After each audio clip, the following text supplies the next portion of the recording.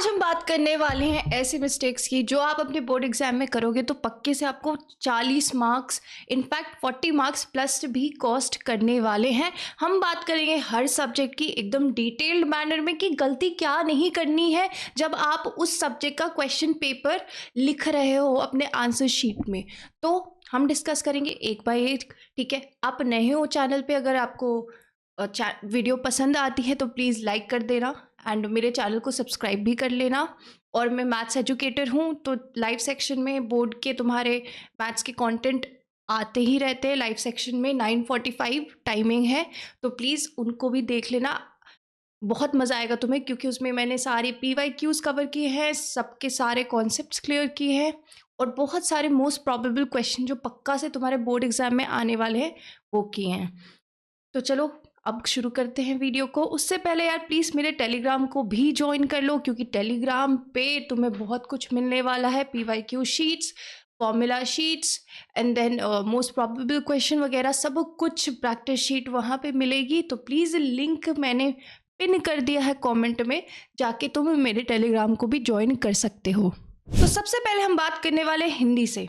यार देखो, हिंदी ना एक ऐसा सब्जेक्ट है जिसको लोग ना इग्नोर कर देते हैं। तुम क्या करते हो, तुम मैथ्स पे ध्यान देते हो, तुम साइंस पे ध्यान देते हो, तुम SST पे ध्यान देते हो, बट हिंदी को तुम भूल ही जाते हो। हिंदी को भूल जाते हो तो हिंदी में मार्क्स कटने के जो चांसेस होते हैं तुम्हारे वो बहुत ज़्यादा इंक्रीज हो जाते हैं क्योंकि हमने फोकस किया मैथ्स पे, हमने फोकस किया साइंस पे, हमने फोकस किया सोशल स्टडीज़ पे। हिंदी गई, हिंदी को मारा गोली।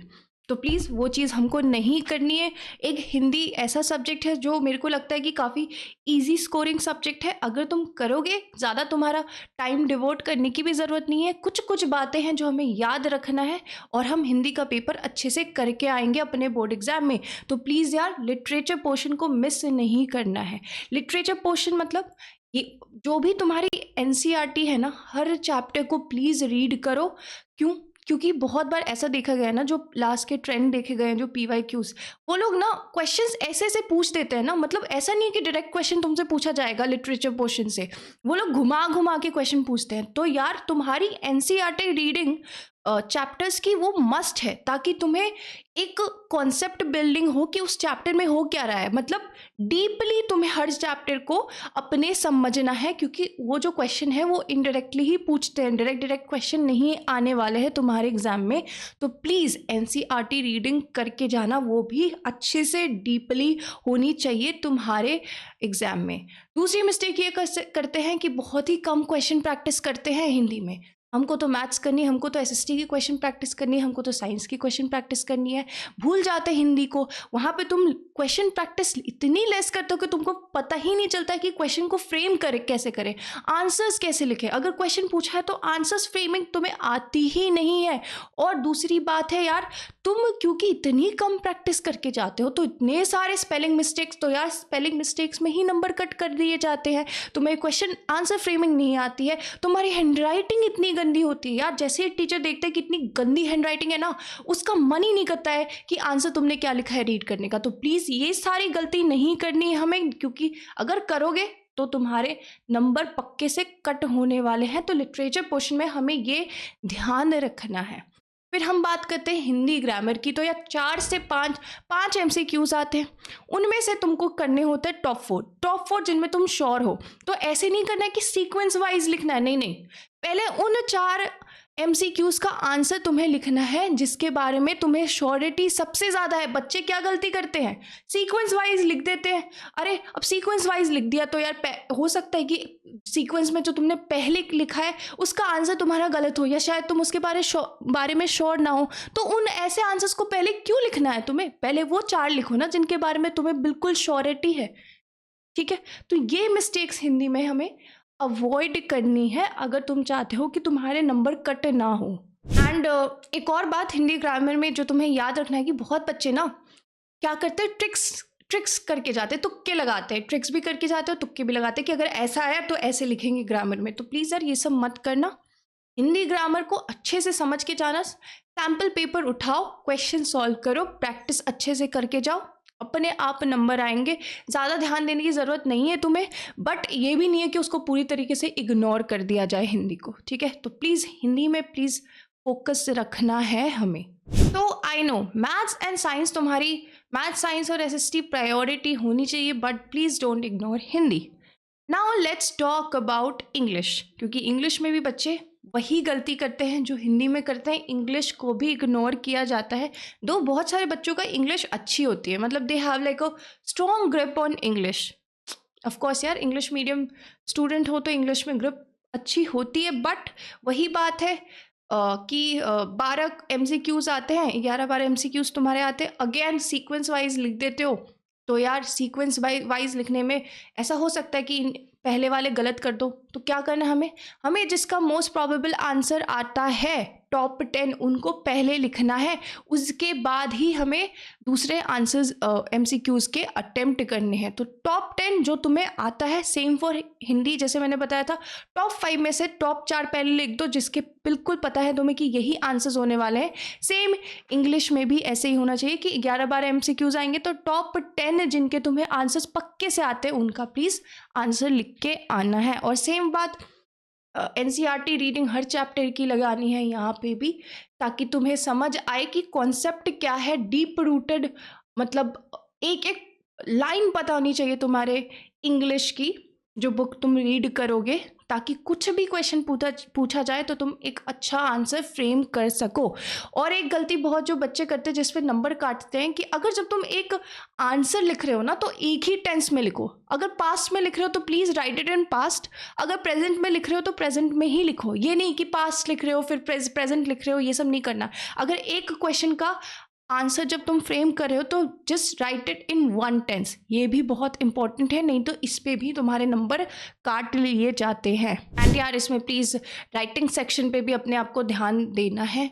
जितने भी राइटिंग सेक्शन है सबका फॉर्मेट देख के जाना है, और सैम्पल पेपर्स में देख के जाना है कि कैसे सैम्पल पेपर्स में आंसर दे रखा है।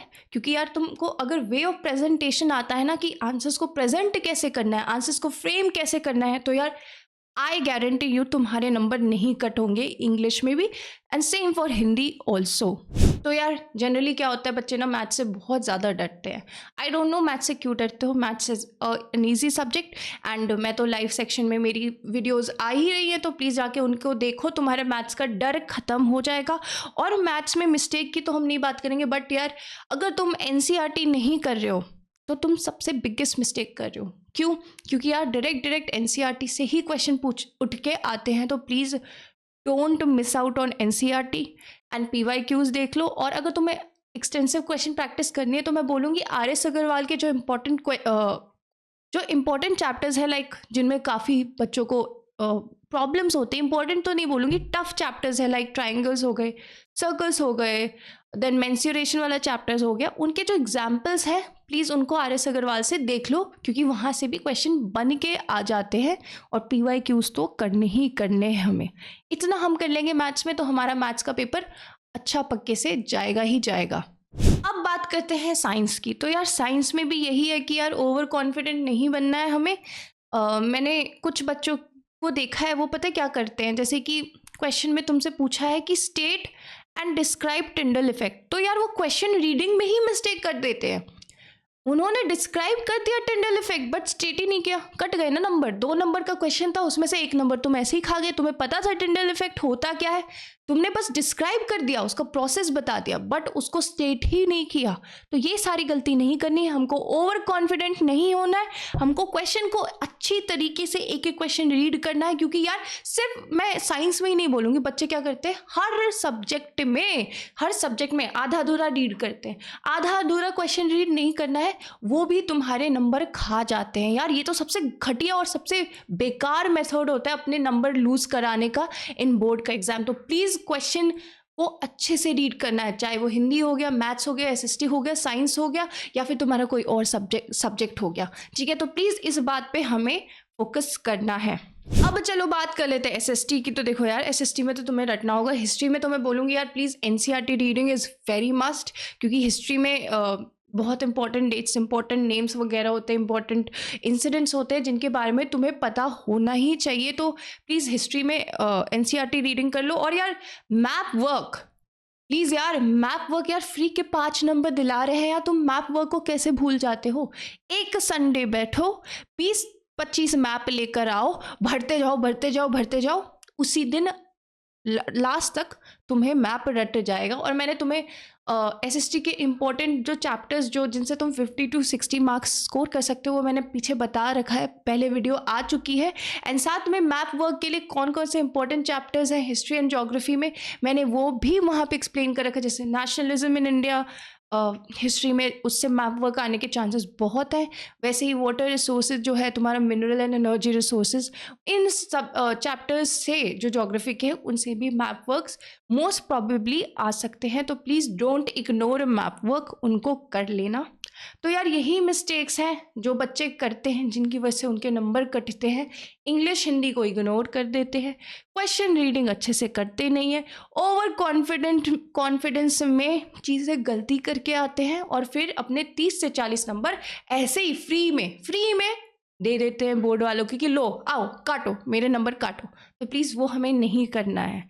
तो यार अगर वीडियो पसंद आई तो प्लीज़ चैनल को सब्सक्राइब कर लो एंड वीडियो को लाइक कर दो, अपने दोस्तों के साथ भी शेयर करो एंड प्लीज़ मेरा टेलीग्राम भी ज्वाइन कर लो।